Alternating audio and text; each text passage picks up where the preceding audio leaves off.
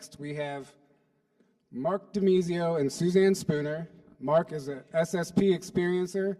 Suzanne is a QHHT practitioner, and she has been working with Mark for 6 years, helping him recover his SSP memories, and they have a very special relationship. He has helped him unpack a lot of what he's been, a lot of the recalls, and not just unpack it, but helped him with the healing process, and they're gonna bring you guys a fantastic presentation, I'm sure, so enjoy, and come on up, guys. All right, hey, Mark. Hi, Suzanne. Want to do some little chatting here? I guess we will. About the innermost parts of your life? Sure. Okay, cool. Well, so we thought that we would do this presentation in a way that gave you two perspectives. Of course, Mark, it's his life, it's his story, which is astounding. And I'm the person that he came to help unfold the story. I do QHHT.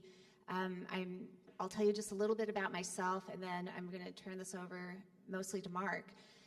I started doing QHHT. Next month will be my 10-year anniversary, so not my first rodeo. I've done this a bit. Thank you.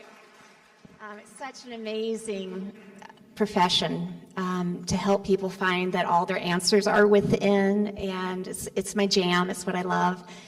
And I was just in a really blessed experience of Dolores Cannon, who created QHHT.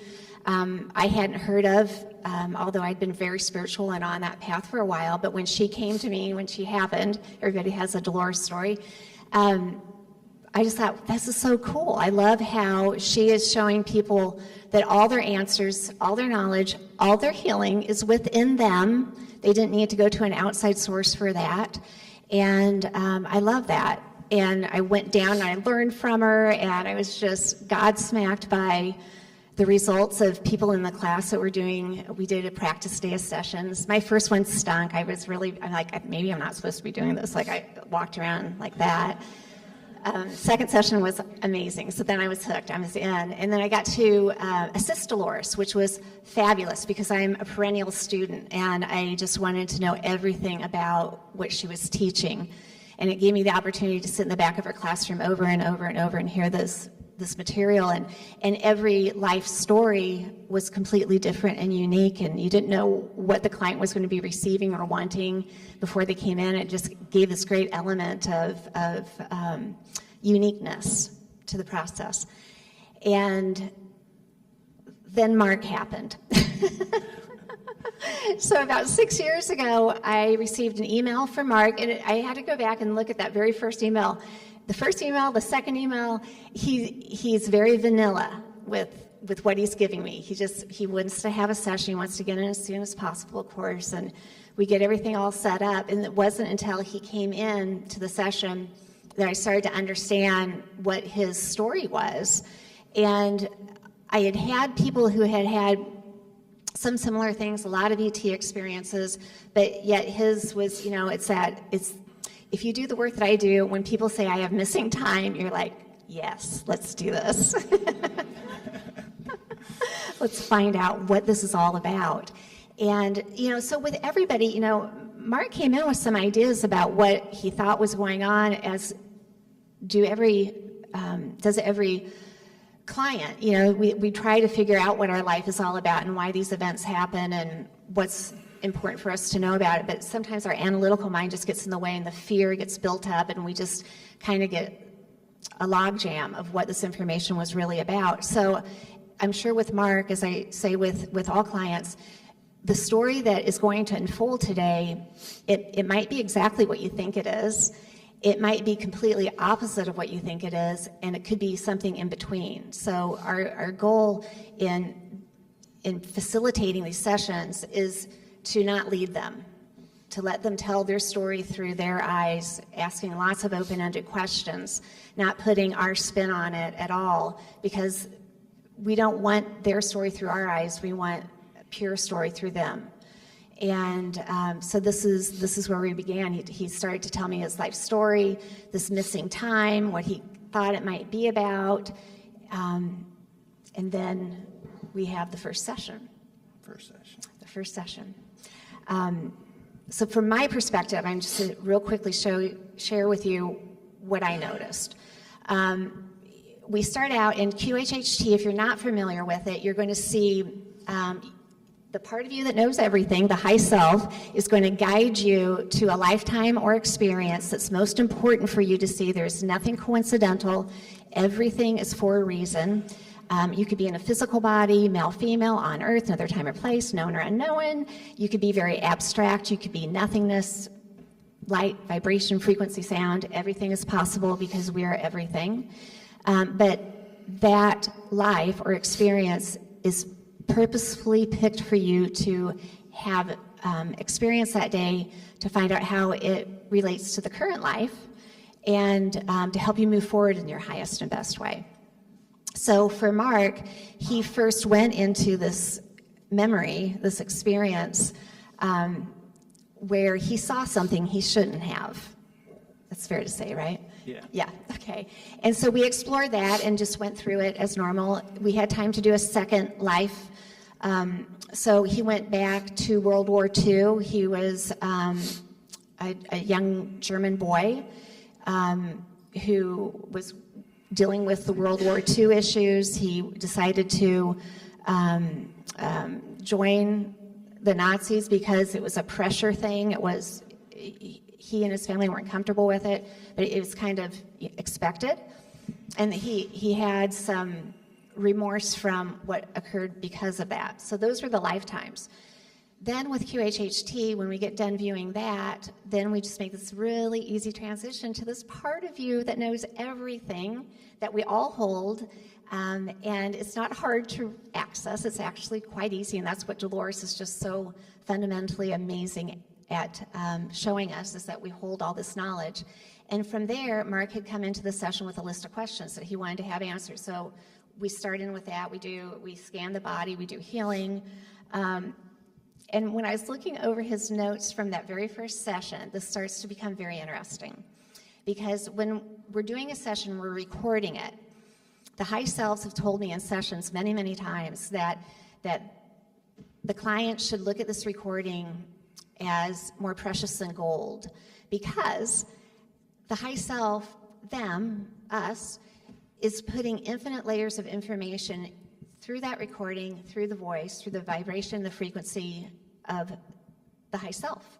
And so every time they listen to it, they get more. So it's like this big, giant golden onion they are creating for themselves. And after the session, then it's up to them if they decide to start peeling the layers of the onion and going deeper and deeper, which is what, as practitioners, we hope they all do.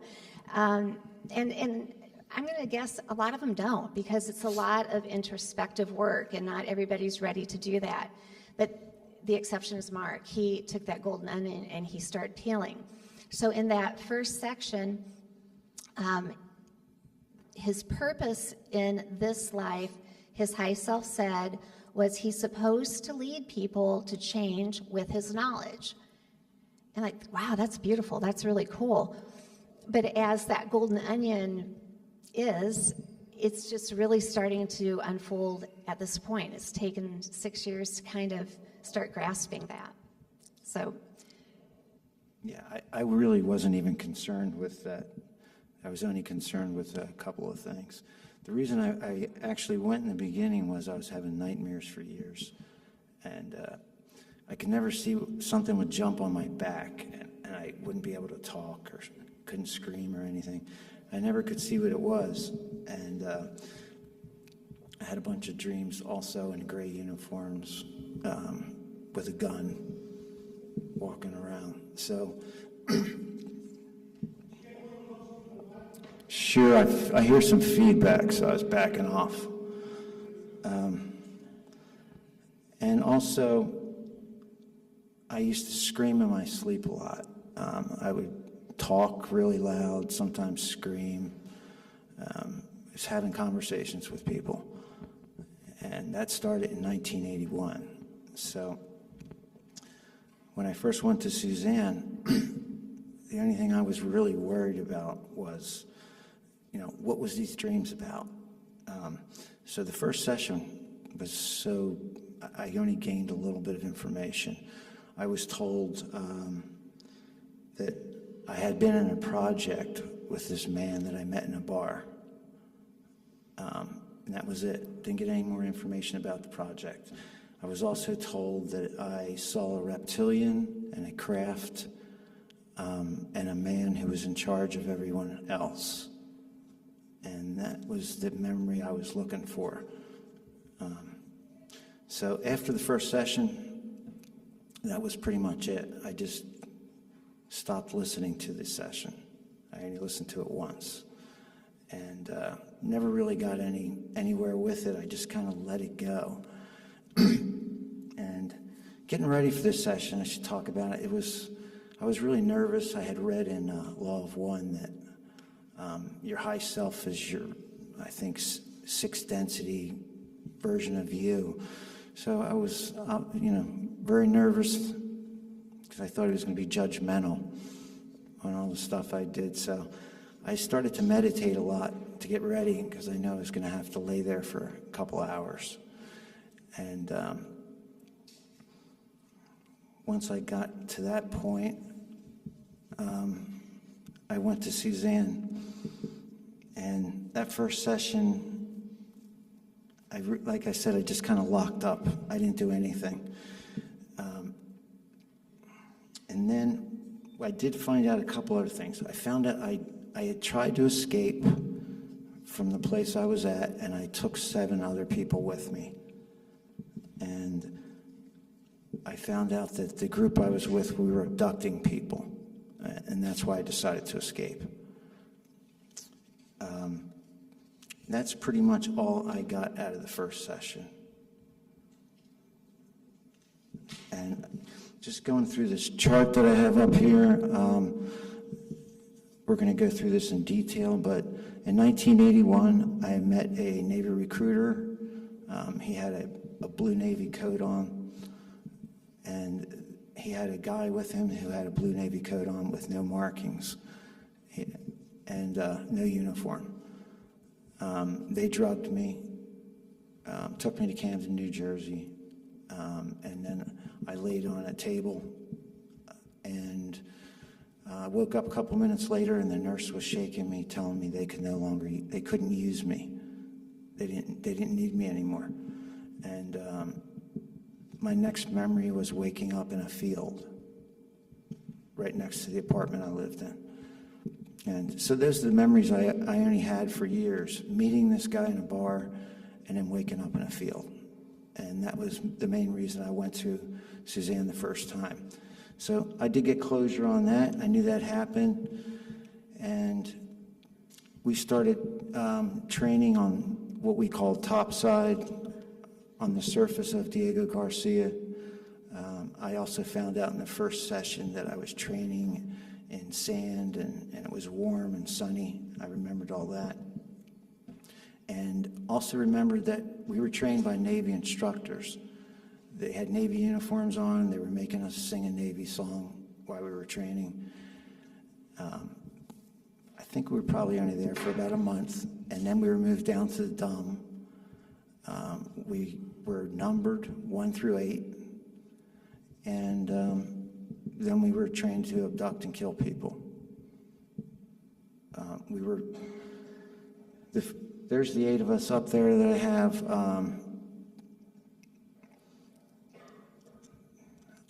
The people who died on Diego Garcia, obviously, these are our clones that they make in the programs. But as you can see, only half of us lived and got off of Diego Garcia. We're going to go into these things in detail when we start to get into the sessions. I completed 3 missions, and I was seeing where it was going, and I was given a choice to either go to prison or kill somebody and start working with this reptilian that I had seen. I was going to have to go on his craft and stay with him.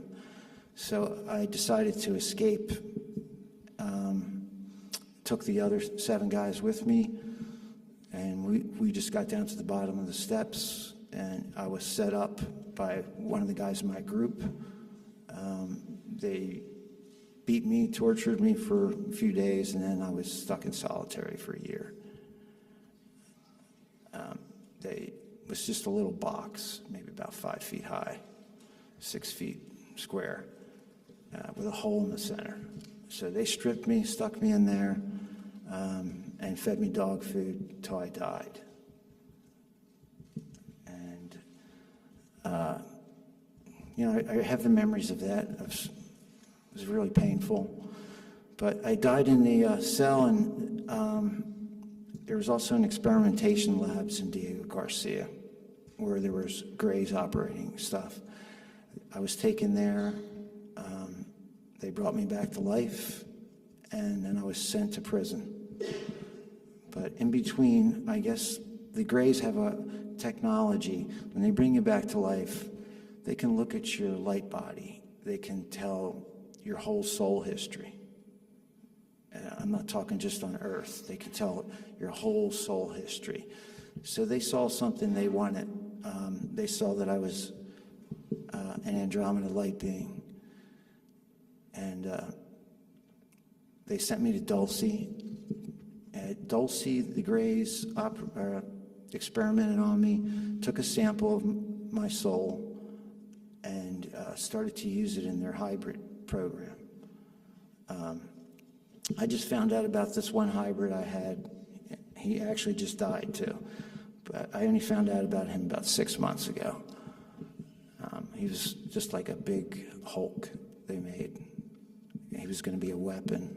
I don't think they used him much. And anyway, then I was taken back to Diego Garcia, and I wound up being in a prison cell with my training partner, number 2. We were in there for a week or so, and there was a fight in the kitchen that I started, and he killed 4 people, and I cut up the other guy, the guy who was in charge of the kitchen. They then took us to just this little cell, stuck us in there. It didn't feed us at all, and they started to torture us and do different things. So I'm not going to get into the nasty details today, because today is really just about how to get past this trauma and how to heal. There's videos out there if you want to get into those details. Anyway, Joe died, and I literally went crazy. I was in the cell with his dead body for probably a couple days. Then I was taken to a little room, and they finally gave me they gave me clothes, started feeding me, and went to Dulce. That experimentation happened, and for a long time I never knew. I had a memory of being age regressed. I just had no idea where it fit in. And just lately I realized, after the prison and I went crazy, they age regressed me. So I was actually not in a 20 and back. It was a 2-year contract I had.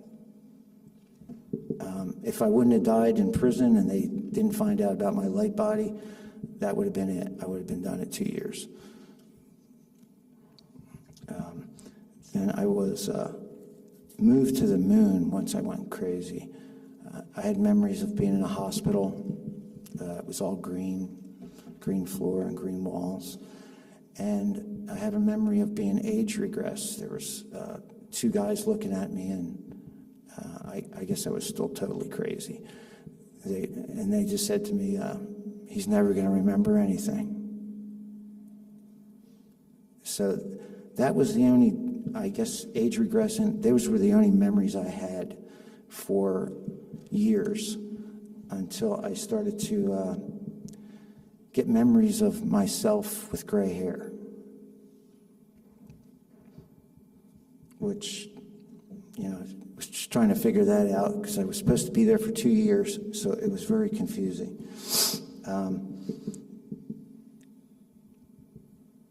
I was moved back to Diego Garcia, and this is where they took my body, and It's really complicated. They sent my mind to a body on Mars, to Kruger, where I received electric shock until I had no, my body was just gone. I had no emotions. And they trained me, and then they turned me into, they gave me a serial number, 085971, and a name, Hans. And from then till 2018, Hans was a assassin just for my handler, the original handler I had, and he killed over 40 people for Bill on Diego Garcia. In February 2018, he had an order from Bill to kill everybody else that was still alive from our original group, which was just number 4, Frank. He was the only guy alive yet. So he killed Frank, and then he killed himself. And the body on Mars then became another altar. They like never took my mind out of it. So I had this altar Sam, who has been influencing my life up until April when he died.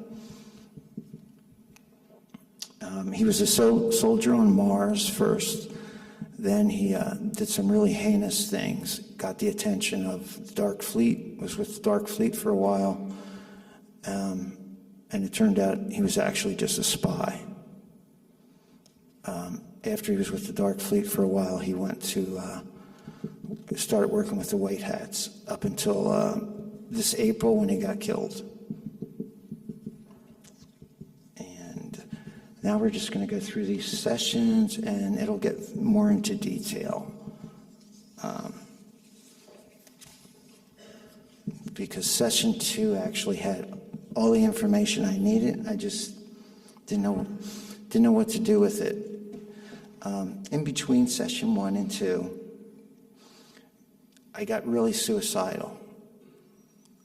For about 2 months after session 1, I was feeling really good and confident, and then all of a sudden I just became more suicidal than I had ever been. Everywhere I looked, I saw myself hanging from something. If I saw a pool, I saw myself drown in it, face down. And I just couldn't figure it out. I was having a hard time staying alive. My wife would have to talk to me every day before she went to work, make sure I wouldn't kill myself. And that led up to the second session. The second session, the reason I had to have that was I was just so suicidal. I tried to work on stuff, and every time I started to work on memories, I would get nauseous or I'd get headaches.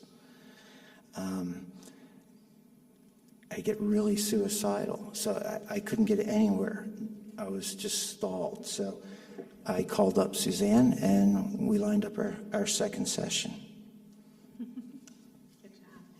Yeah, so in the second session, at the end of the first session, from my perspective, I'm like, wow, that's a lot to handle.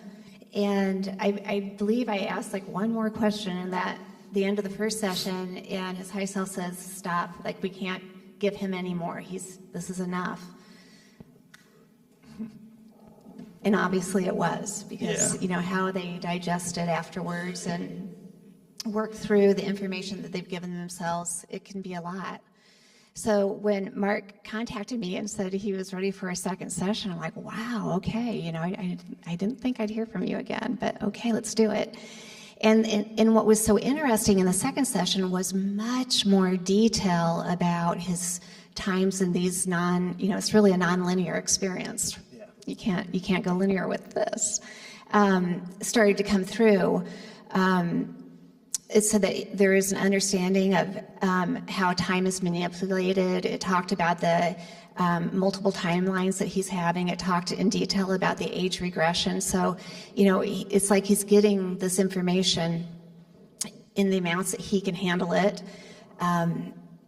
And then he goes and does that for a little while. Now, interestingly, we get a little bit more about his purpose in the second session. So the first session, he said he's supposed to lead people to change with his knowledge. Beautiful. Second session, it says he needs to help people wake up. Sharing some of his story is good to do. And I think both Mark and I are like, I don't know, you want to do that? And he was like, no. I wasn't telling anybody. I'm never going to share this story. I'm like, okay, you said it, not me. You know, it's fine. So I'll let you do that now. Okay, well, the second session, what I found out, my questions were really the most important thing to me. One of my questions was I had a memory of stepping out of a craft in my underwear, and there was a woman in uniform holding her hand out to help me off. So my first question was, you know, what happened there? I was really excited and happy to be there, strangely enough. What I found out is that after our first session, they were watching me. They found out I got my memories back. I was abducted 2 months after the first session, taken to the moon where my handler was working, and he questioned me. They gave me drugs, sat me in a chair, tied, you know, with restraints, and he just started to question me. He stuck his face, and he kept saying, "Hey, you remember me?" You know, and there was no response. He then asked, you know, somebody behind me, he's like, "Are these drugs working?" And then they came over and stuck a needle in my arm. At that point, I kind of went into I don't know if I had a reaction from the drug, but the next thing I remembered, he was programming me to kill myself. He kept telling me, you know, you're really holding back your wife. You should do the right thing. You know, you look at yourself. You're a mess. You should just do the right thing and get it over with. So when the second session we got there, I was so suicidal, had no idea, and that turned out to be the reason why. I was programmed immediately after the first session. So that's another reason why I got nowhere with the first session information. I couldn't even look at it. What I did find out was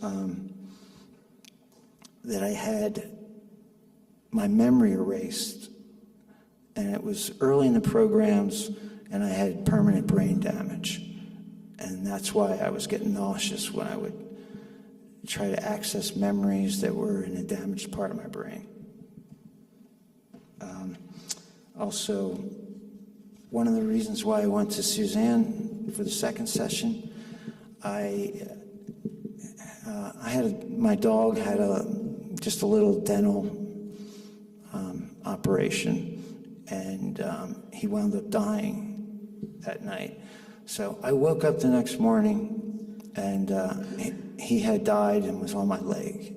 And when I reached down and touched his body, I immediately was back in a cell with the dead body of Joe. And I kind of temporarily went crazy. My wife had to come up and smack me. I was running around the walls of the room just like I was in the cell when I went crazy. So that I had to figure that out.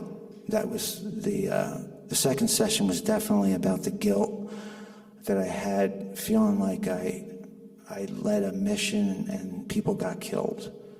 And I found out that it was actually just Joe. I didn't lead a mission. I was trying to escape. And I always felt guilty because he died in prison. So I did remember training with short hair and singing the Navy song, being strapped in a chair, being waterboarded, beaten. And I remembered some of my abductions. I had one abduction where I was taken to Tennessee, and they pointed at the sky. I went down onto a dock at nighttime. I gave him a chokehold, dropped him down, put him in his boat, and took the boat out into the water until I saw them flash their lights. And then they picked him up, and that was the end of my mission. And the reason I'm really saying that is because that was the reason I escaped. My stupid escape plan was to take my little .45 handgun and work our way up to the surface and then go to where I knew the boats were and get in a boat and escape. So I had no idea we were on Diego Garcia. I wouldn't have got far with a tank of gas. I also got more information on the reptilian. I saw him more, and I heard more about the man that was standing next to him, who turned out to be the commandant of the dumb at Diego Garcia. I found out that I was tortured and questioned by the reptilian, and that's when I also found out that, as soon as I killed somebody, I was going to be working for him. And that reason was because he came into my face, and I guess I wasn't as repulsed as everyone else was. I had less of a reaction, so he thought I had seen reptilians before and I wouldn't react bad, so I was designated to go with him as soon as I killed somebody. That is when I decided to escape. I was captured. I also found out that I was turned in by one of the guys that I escaped with. That's why as soon as I got out the door, they were all standing there waiting for me. And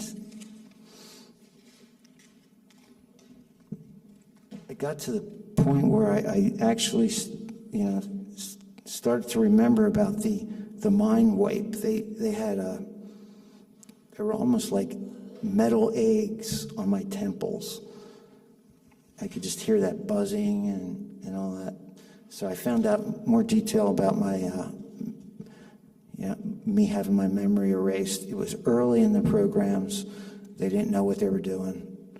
And I also found out that most of what happened to me was just an experiment. So, what you got?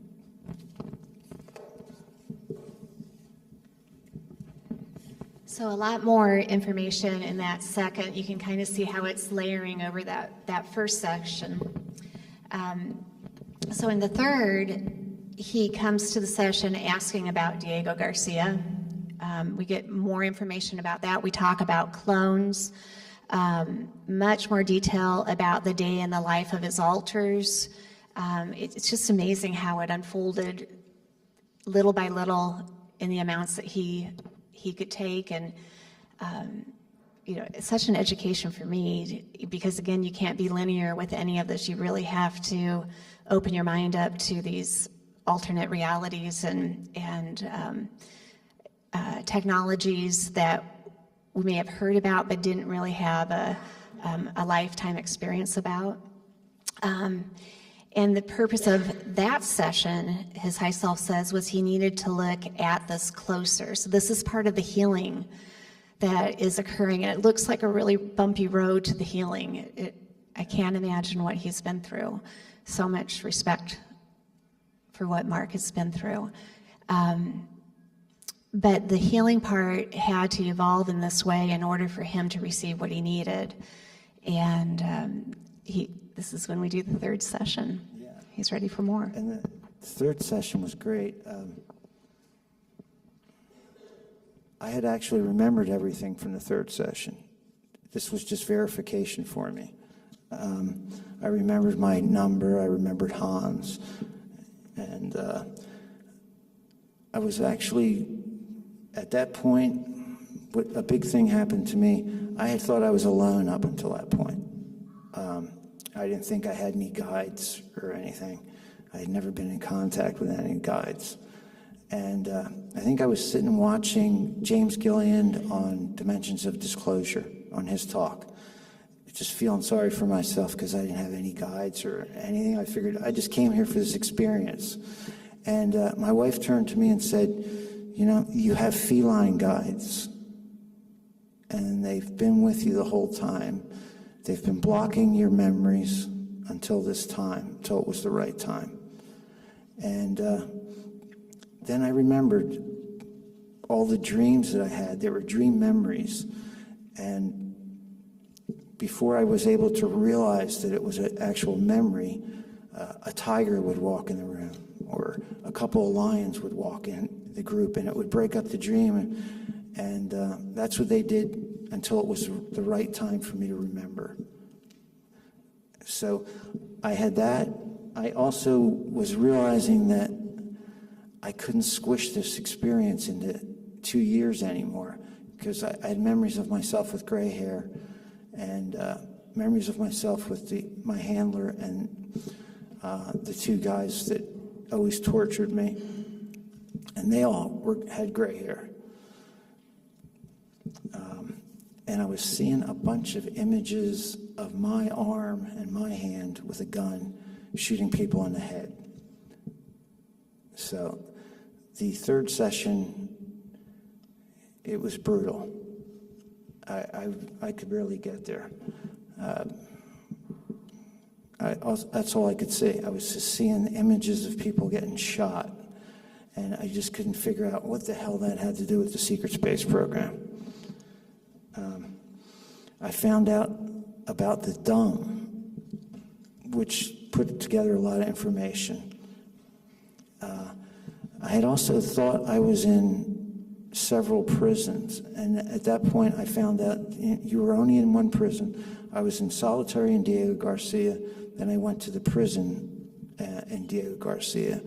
But the other places I thought were prisons were actually turned out to be Dulce when I was experimented on, and the experimentation labs in Diego Garcia. So those were my other 3 locations that I just thought they were prisons. I also found out about the tunnel people that was on my third recording. I found out all that information. I had images of those people for years. I could never figure out what it was. It was almost like homeless people, but they were in a city that I just didn't recognize. And that it was always dark and there was no sky. So I could just never figure out what was going on with that one. I had dreams for years about that hostage scene, and that came out that Hans was pulled in as to kill a couple of captors, and it turned out that family that they had was the commandant of the Dom and his family, his daughter and their children. So this is actually when my handler, Bill, wound up moving to the moon. After that, he got a lot of success, and he was out of Diego Garcia. So my high self showed me that I skimmed over my memories in solitary confinement. Because once I realized I was in solitary for a year, I was like, okay, it's probably the same day every day. I'm not going to really dip into that memory. And, my high self told me, if you really want to heal your soul, you're going to have to do a lot more work on that. And I would also have to do a lot more work on the electric shock that I received when I was in Mars.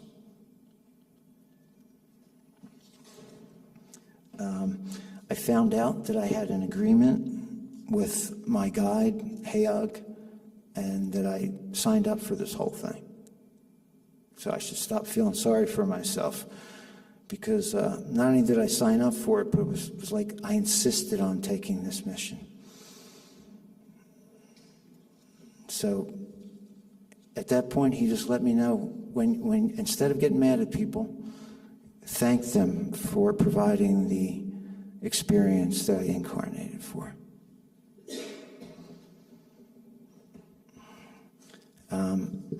My high self also gave me verification that two of my guides were actually another aspect of me. And that's something I just want to talk about for a second. The important part about the guides, this is why I really think it's important to connect with your guides and not get information from somebody else's.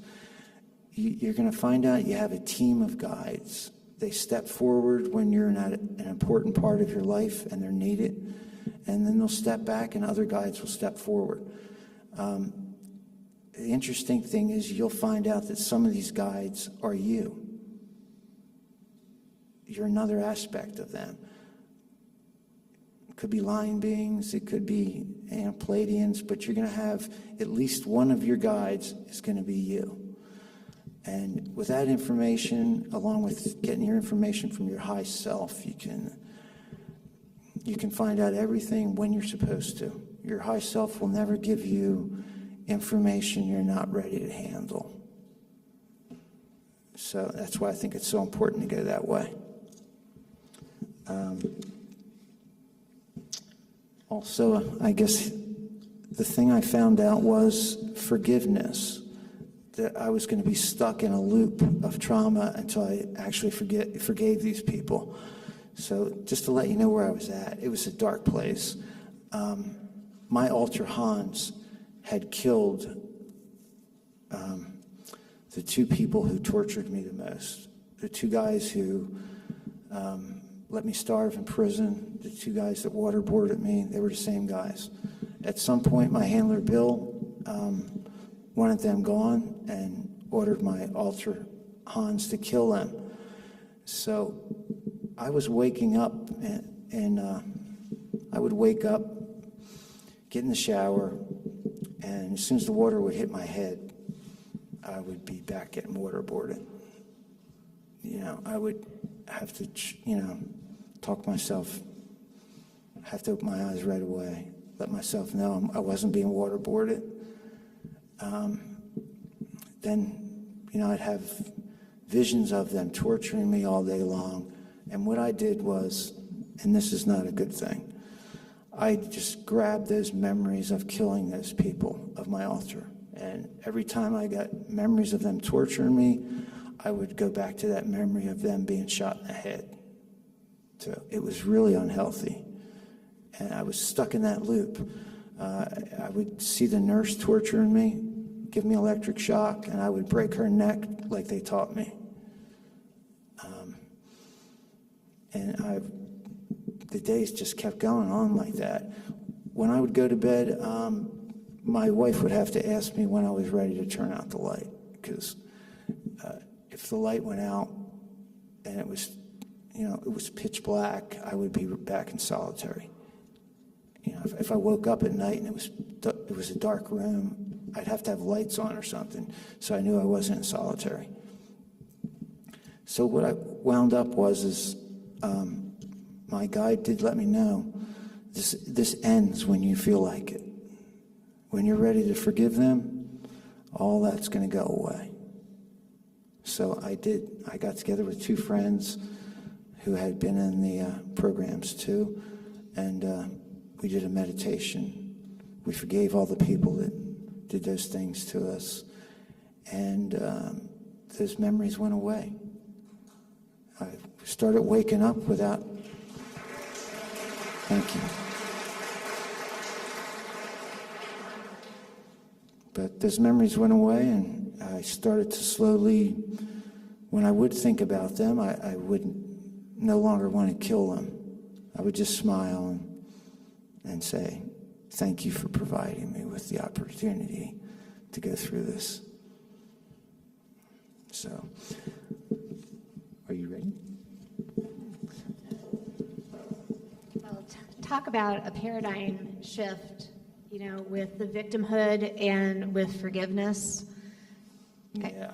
I mean, that's a huge amount of work for any human being to make it through underneath any circumstance, but that circumstance is substantially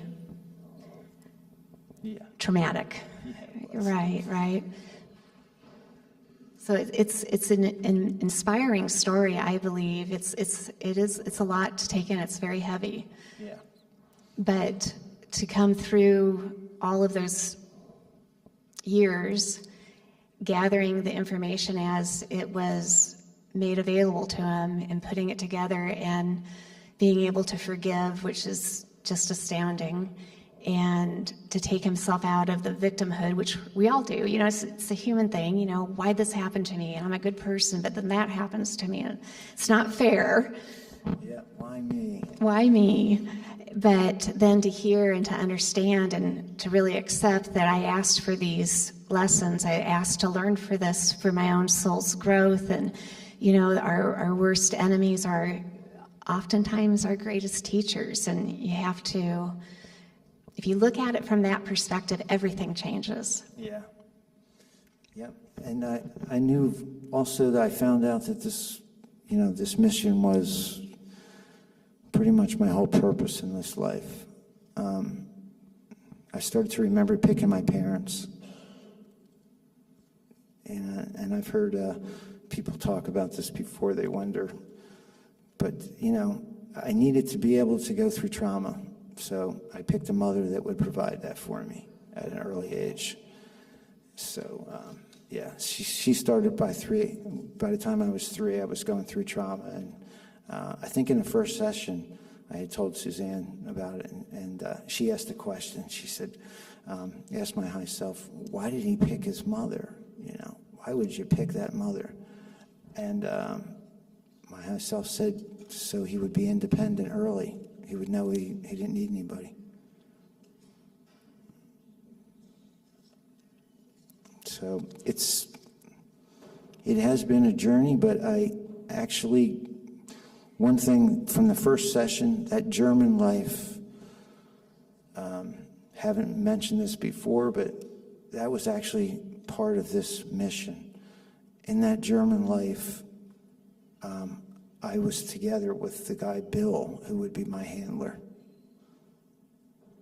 So I guess he picked me. He had no idea why I was familiar to him. But we did everything we could to make sure that I would be number one so I could get through that experience.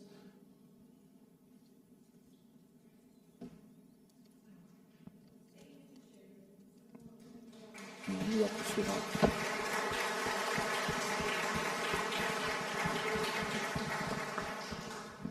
Okay, well, if anybody has questions for Mark, I think we're ready to take those questions. Give us just a second when we get the microphone set up.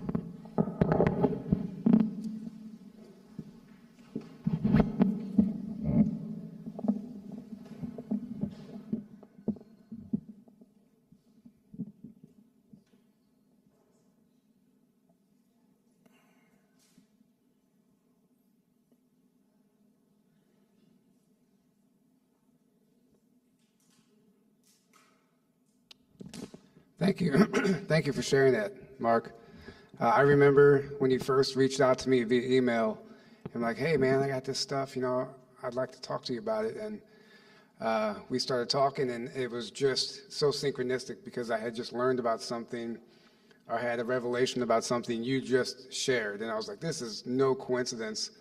So I gave him the time, and we brought him on the show, and that was the first time he came forward. And thank you for your bravery, and because it's not easy to share that type of information, but speaking about it is part of the healing process. Definitely. So you can do it on your own, but you have to be comfortable with it and be transparent. That's how we get through this, so thank you. Thank you. Any questions, guys? Get in line.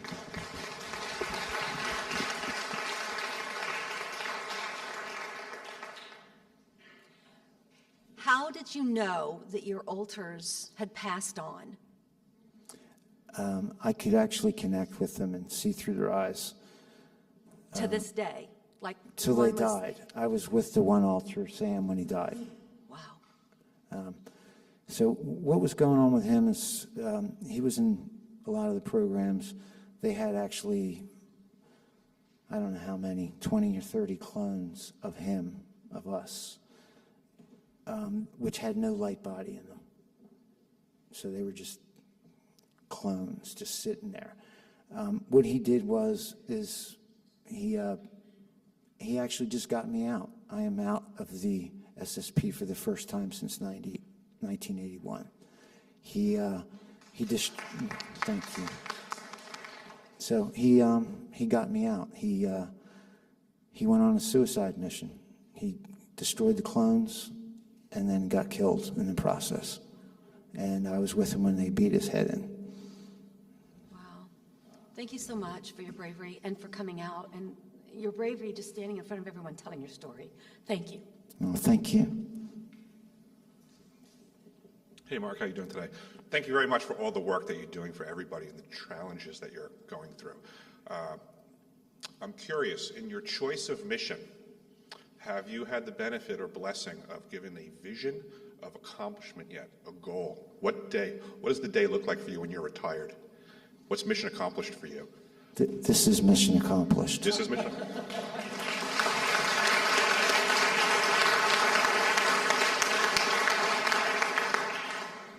Hi there. So I was curious, like when you said you were 21 and you went to, you met those recruiters and then you were on that table and then later you woke up 2 minutes later. So that was after probably 20 years or something? Is that how that works? It's actually just the process of them, I guess from what I understand, it's a ET soul-splitting technology.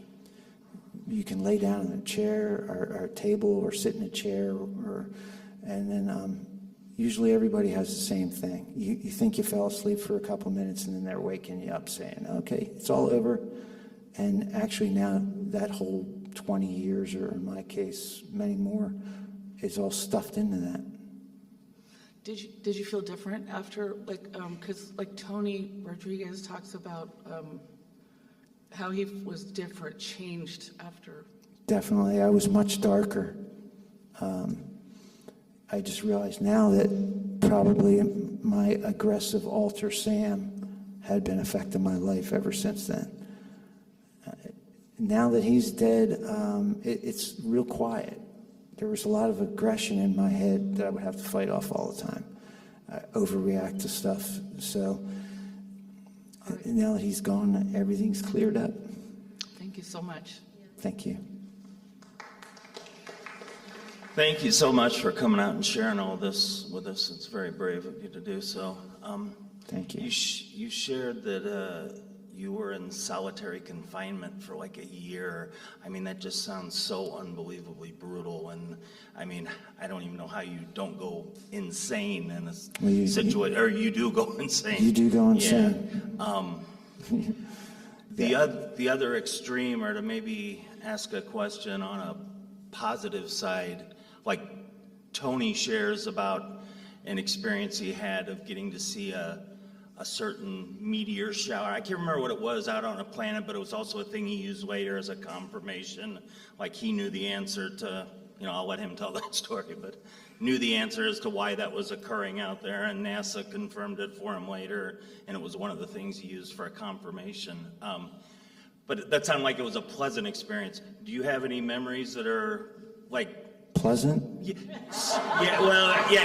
Anything good, riding through the universe in a spaceship, having a good old time, or is there any bright side to any of this other than maybe the help you're doing now? I'll sit down. There was actually no pleasant time. There was times that were less traumatic, but on the other hand, if I was, the worst probably was solitary. Yeah. Next definitely would be Dulcie. Yeah, but I didn't have any great days. There was one time when I did accomplish the one mission, the abduction of the guy in the marina. I was allowed to go to a bar for a couple nights. So I guess that's my exciting time. It's okay. You were talking about brain damage or having a part of your brain that you couldn't get into. Can you speak more about that, or how you dealt with it, or how you've gone about doing it? Sure. It's this is what I was explained. It was early in the programs. There was really still trying to figure stuff out. The type of memory wipe they used on me was permanent. And the one area of my brain that my high self said I'd never get back is, it was just training. He said it was just like day-to-day stuff, early training, and it didn't matter. I had most of the other memories. But I haven't really tried to access that anymore, but it was just an immediate nausea. I can't explain it. Every time I would try to get any of those early training, other than going through a couple of courses, we were running around through the sand and stuff, I have no memories of the actual training. I don't remember being trained to, all the martial arts and all the other shit they taught us. Okay, thank you. Thanks for sharing your story. Question is the last block on the bottom there about going from the dark fleet to the, it says the white hats. Yes. So that, there's a two kind of polar opposite factions. Could you talk a little bit about that? Was it like a negotiation? Do they communicate with each other? That should show you what the white hats are made of. What's that? I said that should show you what the white hats are made of. The white hats are actually made up of guys that you would actually think are bad guys that have turned to the other side. Okay. So from what I understand, he was a spy through his Dark Fleet times. He worked for a guy that other people have mentioned, the old man. Okay. And that's who he spied for. Thanks. Is it possible to talk about the actual sessions, the regression sessions? Sure. At some point, thanks. How they work? How it works, the actual process for the regression that you do? Sure, come on. Yeah.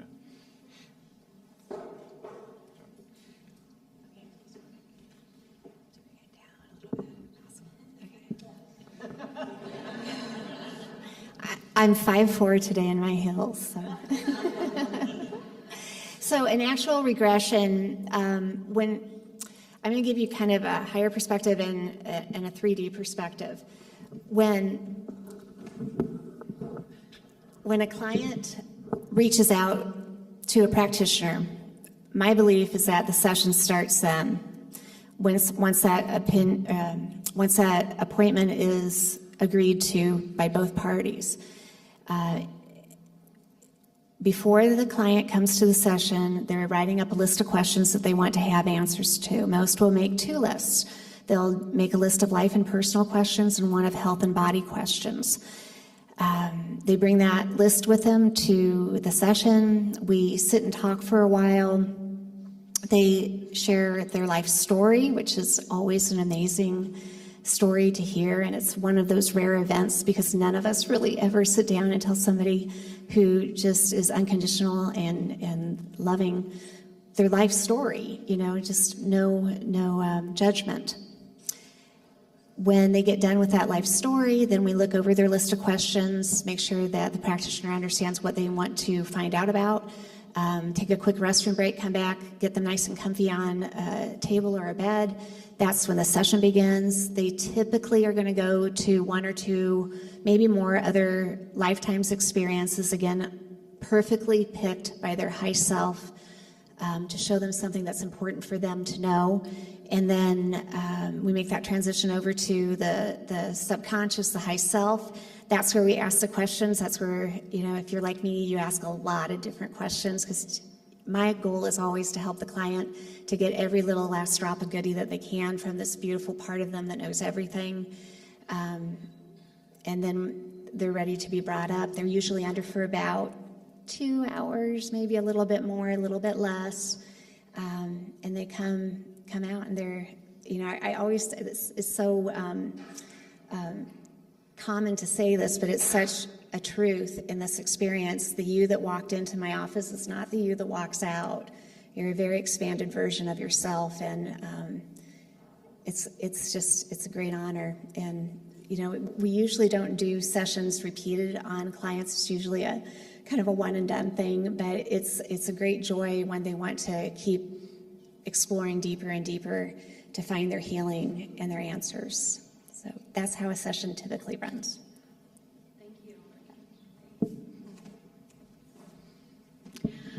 My question is about the altars.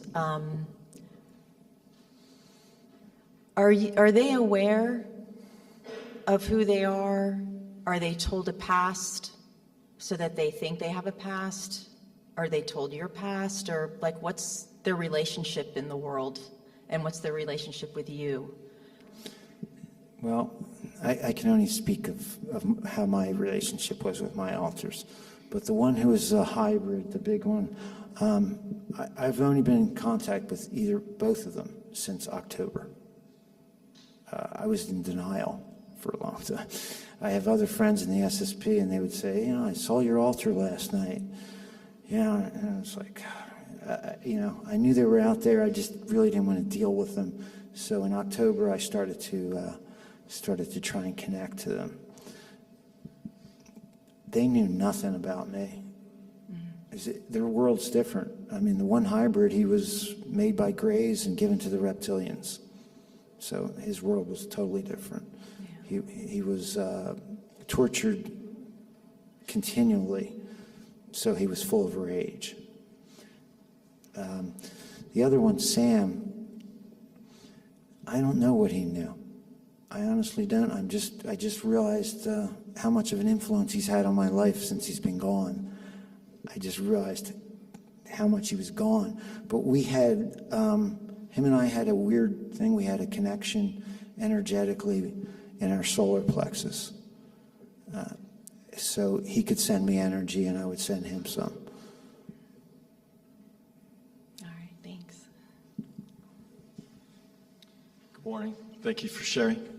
The question I have is about the media. Do you know if, when you consume media at any form, could it be a billboard or magazine, newspaper, is there anything that you might be exposed to that might cause a shifting of your altars or a response, a negative or positive response? Have you noticed anything like that? That could be like broadcast to the masses, that but have some particular reaction within you? No, I hadn't really looked at it like that. Because I live in Chicago, and they have high-tech billboards, and they could almost play a movie, and there's certain colors and symbolism that they're using. Oh, I'm starting to notice that, and that's being projected to the masses. And I don't know if it's like, if it's being used against us or certain selected persons. And it's very high-tech, and you go into the cities. Yeah, I'm not aware of that at all. I'm sorry. You don't, or it could even be a song or anything? Yeah, I had none of that. I'm just curious, that's all. Yeah. That's what I see, what's going on now. Okay. Okay. Thank you. Hi, Mark. Hi. I want to give you some appreciation for all that you're doing. Oh, thank you. Also, Suzanne, thank you for everything. I know the journey is very hard, and one thing I am fascinated with is the evolution of our souls and how it comes from Creator, and we come down and experience all these things, and the fractalization that occurs, which is, in my opinion, is these altars that are formed within us. And I wanted to mention that the healing that you're going through, and honestly that we're all going through, is I think the biggest thing, that we're processing and we're learning. Question is, in your opinion, these programs or these experiment programs or whatever, is there any positive benefit in any of them? Well, even though it doesn't look like it, these white hats that they have now, a lot of these guys used to be, what we would call dark hats, right? Yeah. But they've converted, and that's the only way it's going to end. So they're really not, they can't be good guys because there's no way you're going to win that war. It's brutal. But I do see it ending soon. A lot of people are getting their altars, they're getting a lot of information from them, and from what I've seen, let's step back here to one thing. I see a lot of stuff happening on the moon and Mars, but I have to say, some of the information that's been going around about the moon and Mars being cleaned up is untrue, unfortunately. It's much better than it was, but it's nowhere near cleaned up. Thank you. You're welcome.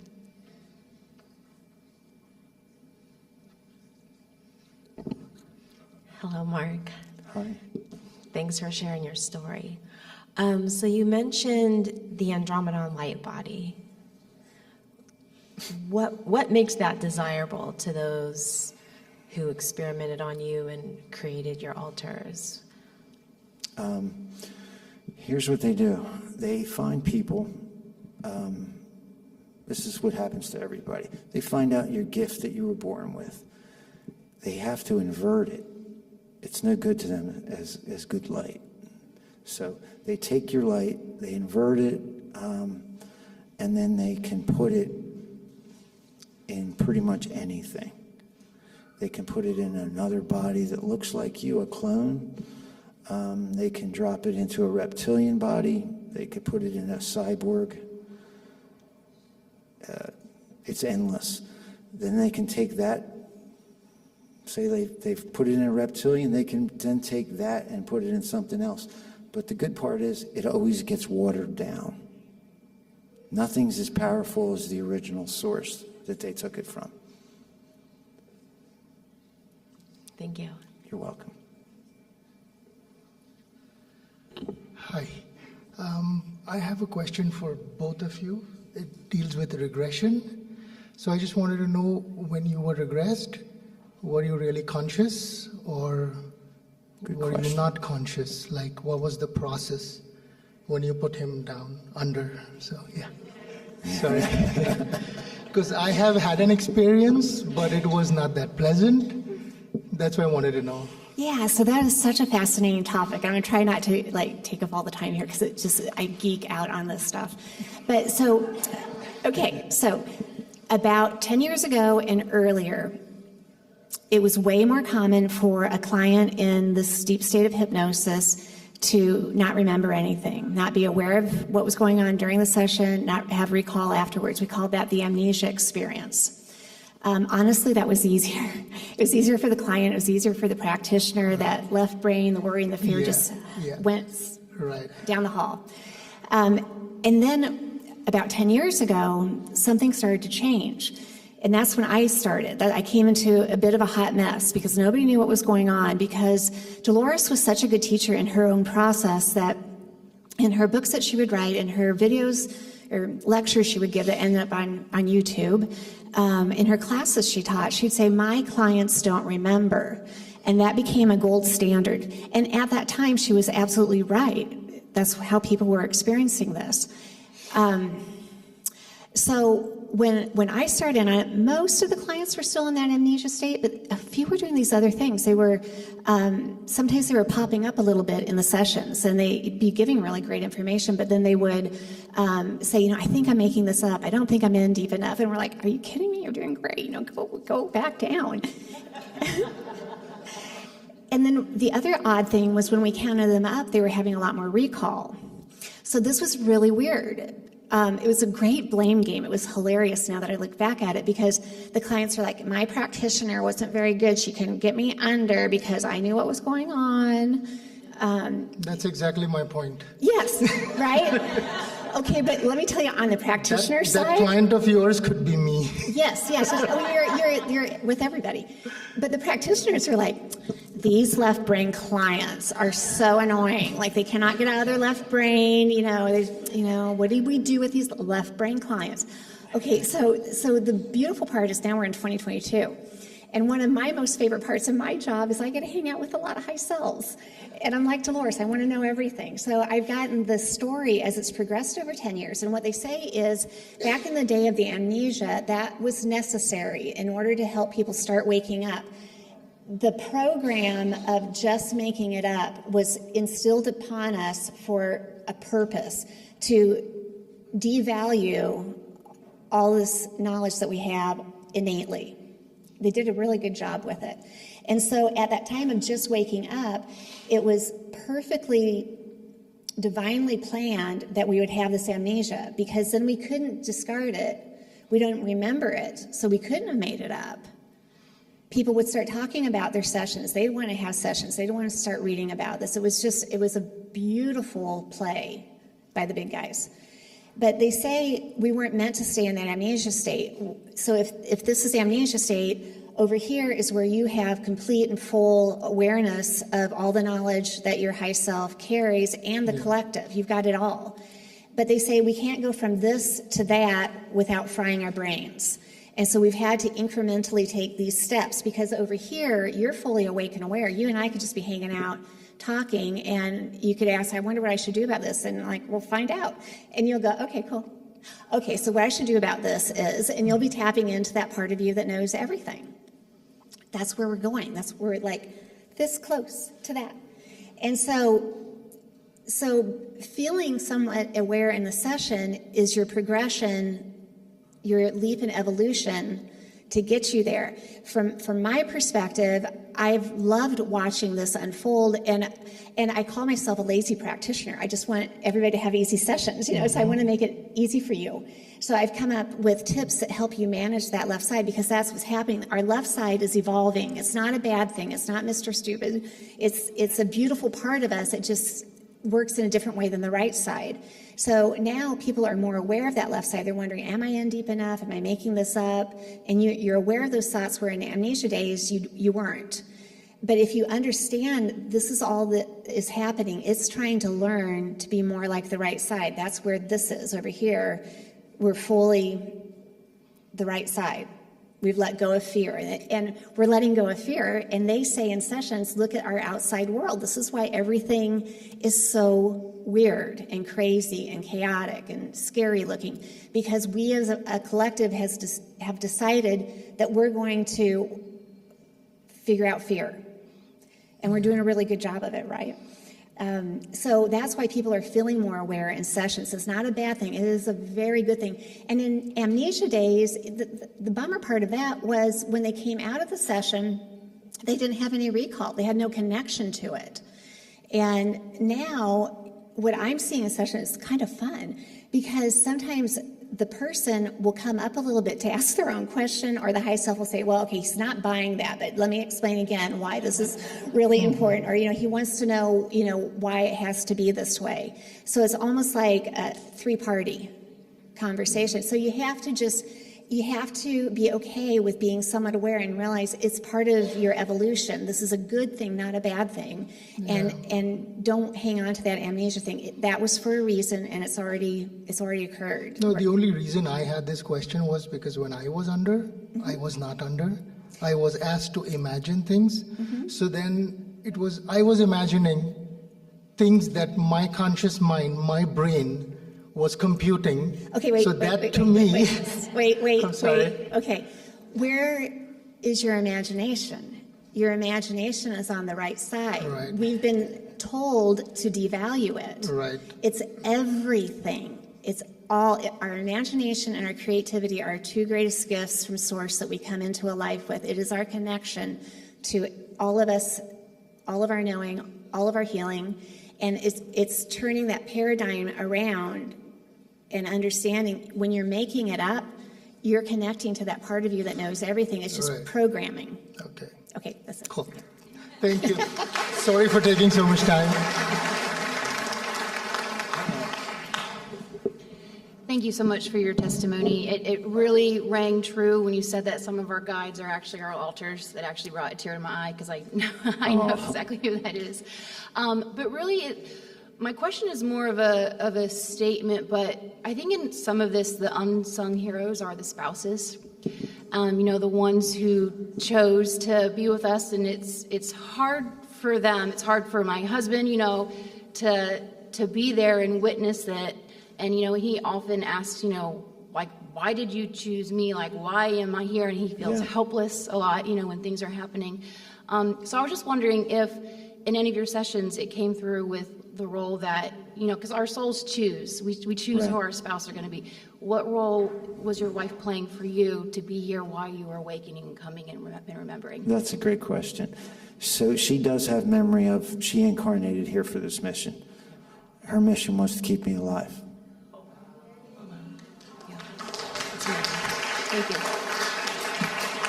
Thank you very much. Hi, it's so good to have you here relaying all this, and I'm not sure where to start, but we're all awakening. The veils are coming down. We know that, and I just know that the more that we're in the love and neutralizing the fear all together, we're creating this whatever we're coming into. It's like a big turnover. Like it feels like we're going to have a twinkling of an eye thing pretty soon, or like we know things are peaking, right? Yeah. So I'm wondering how you see that. I missed the first part of your lecture, the first 30 minutes, unfortunately. So I don't know if you already discussed the overview of this, but and your Andromedan light body, I really relate to Andromeda too, like source energy, being there and helping to bring that energy into the planet so we can make this transition. So you said you feel like a big change is coming very soon into the more goodness, right? Yes. Yeah, I think Yeah. a lot of us are feeling. So Yeah. how soon? We all wonder, like, come on, we're ready now. We're ready now. Okay, I can Maybe tell we you can some. make it happen at the conference. Sure. I had information that I do some clearings of places. I had information of a list of places that I had to clear, and it had to be done before 2022. Had to be done before New Year's for some reason. So then I've also seen some information that I was shown that something's going to hit Earth, and energy should be hitting here. I think it's going to be starting this summer in July. But the energy will start hitting, and it's going to be a good energy. And what it's going to do, though, is if you've dealt with your trauma, if you've done your work, you'll be able to really go to a new place. You'll be able to elevate from that energy. If you haven't, if you have trauma that's been undealt with, it's just going to get pushed even harder. So that push I'm hearing is going to be starting in the summer and going into next year, which was one of the big reasons why I'm kind of stressing to connect with your guides. This is the time. If you've ever tried to connect with your guides before through meditation and you didn't have success, or you've never tried, now's the time to try. The veils are so thin, you'll have success. You just have to hang in there and do a little work. Right. I want to say, too, I've been led to a lot of areas to help clear these areas, and was led, I don't know if you can hear me, but anyway, I've been led to a lot of areas, too, by the higher beings to help clear areas through the years, and I was just led back to the Midwest. I didn't even know you were having this conference. And then I hear just a couple days ago, you're here in St. Louis. I drove over. But I think there's something about us being here on the Mississippi and the Illinois rivers, like through the water, we can really convey a lot of energy. So the fact that we're all here, the more we can hold this love, and we're hearing about a lot of traumatic things probably as the conference goes on, but about clearing all of our traumas and sending it through the water and just putting that love out everywhere. And the Great Lakes is a big portal too, that has a big mandala over the whole lake. It's like a big flower mandala. And so they showed me the reason I was born in Fort Wayne, Indiana, was I'd have to come back all the time in my travels. Usually I would not hit the Midwest, I'd go to the coast, right? But they wanted me in the Midwest so we could anchor all that beautiful love coming down through the water and through the ethers, out through the heartland and radiate it everywhere. So here we are, and I just want to thank everybody. And thank you. Quick question. Hey, Mark. Thank you very much for your testimony. Really appreciate it, and inspiring in all ways. My question is kind of specific to the memories that you do have still. Do you happen to recall any accents? Because I know Diego Garcia is originally a British air base. Yeah, good question.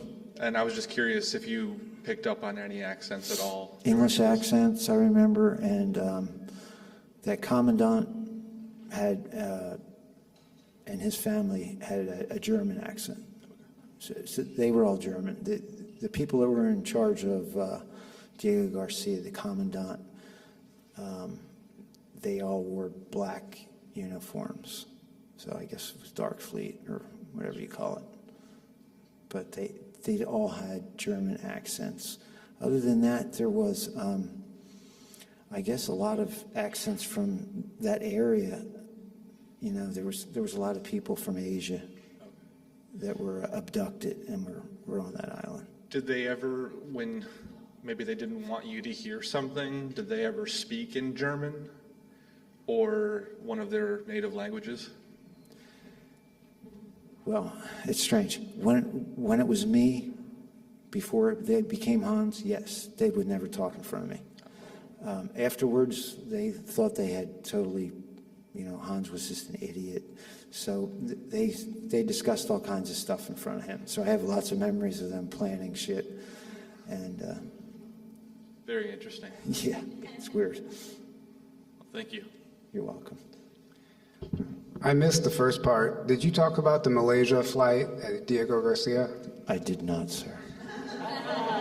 So the missing Malaysia flight apparently was rerouted to Diego Garcia, and you have some memory of that. Would you mind sharing that? Sure. I'll tell you my memories of it. It's not a whole lot, but memories was, it was Hans, obviously. They had programmed me. I just remember them coming down to get me in the tunnels and bring me up on the surface. I saw the plane with a couple of people unloading down the slide out the side, but I really wasn't looking that way.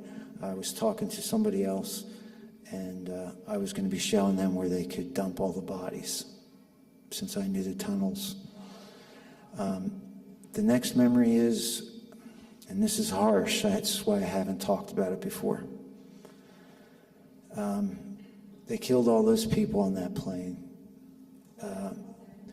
There was one person on there that had a hard drive of information.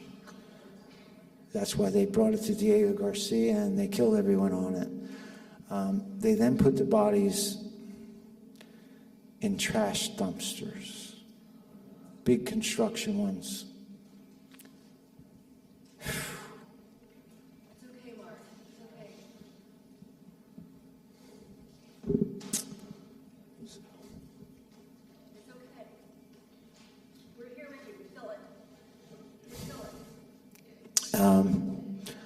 I was helping him I was guiding the trash dumpsters into a freight elevator. There was a guy in a forklift. So I was all the way in the back of the freight elevator. Actually, this is when Hans lost his arm. He pushed the dumpster, and I had my left arm in there, and it got crushed and wound up losing it. So that was the end of my operation, thankfully, for the Malaysian flight. After that, I was mainly in the hospital in Diego. You're welcome, dude.